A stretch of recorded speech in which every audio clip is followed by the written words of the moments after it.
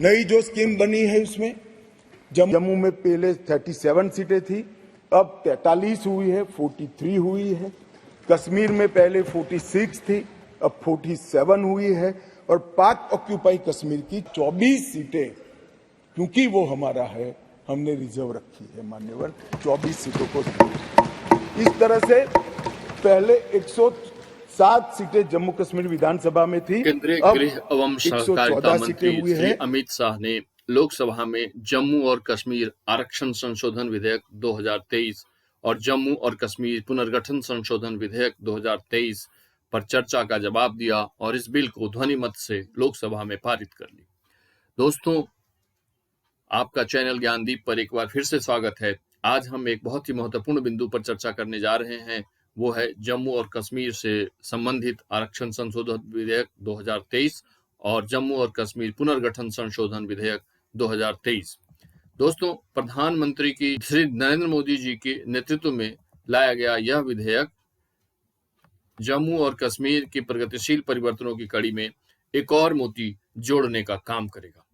केंद्रीय गृह मंत्री श्री अमित शाह जी ने कहा कि 70 सालों से जिन लोगों के साथ अन्याय हुआ, जो अपमानित हुए और जिनकी अनदेखी हुई, यह विधेयक उन्हें अधिकार और न्याय दिलाने वाला होगा। कश्मीर के विस्थापकों को अधिकार और प्रतिनिधित्व देने वाला यह बिल होगा। जम्मू कश्मीर के इतिहास में पहली बार 9 सीटें अनुसूचित जाति के लिए आरक्षित की गई हैं और अनुसूचित जाति के लिए भी सीटें आरक्षित की गई है। पहले जम्मू में 37 सीटें थी, जो अब बढ़कर वो 43 हो गई है। कश्मीर में पहले 46 सीटें थी, जो अब बढ़कर 47 हो गई है।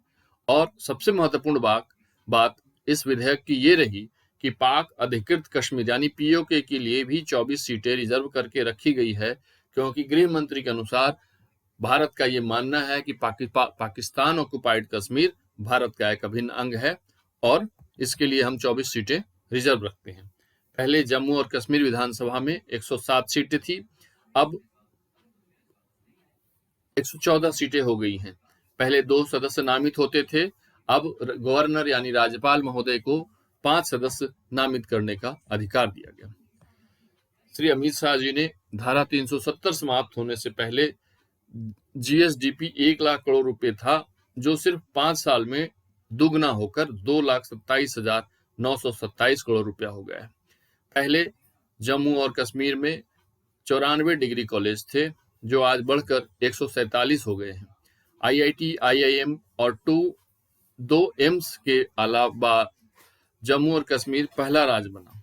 उन्होंने कहा कि पिछले 70 सालों में सिर्फ 4 मेडिकल कॉलेज जम्मू और कश्मीर थे, और लेकिन पिछले कुछ सालों में ही 7 और नए मेडिकल कॉलेज की स्थापना कर दी गई है।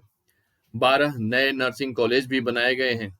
पहले जम्मू और कश्मीर में मेडिकल कॉलेज में सीटों की संख्या 500 थी, जो अब बढ़कर 1300 हो गई है। पोस्ट ग्रेजुएट मेडिकल सीटों की संख्या 367 से बढ़कर उसमें 397 और सीटें जोड़ दी गई है। गृह मंत्री जी ने यह विश्वास दिलाया कि बिल को ऐसे लोगों को अधिकार देने का बिल है जो सालों से वंचित थे, अधिकारों से वंचित थे, जो अपना देश, अपना प्रदेश, अपना घर, अपनी भूमि, अपनी जायदाद छूटने से ही अपने देश में निराश्रित हो गए थे। ये बिल जम्मू और कश्मीर के लिए गेम चेंजर साबित होने वाला है और भारत के लिए भी ये बिल कुछ अहम संकेत दे रहा है कि आने वाले वर्षों में शायद पीओके पे हमें कुछ अच्छी खबर सुनने को मिले। तो दोस्तों, ये थी आज की जानकारी। आपसे मिलेंगे अपने अगले वीडियो में, तब तक के लिए धन्यवाद।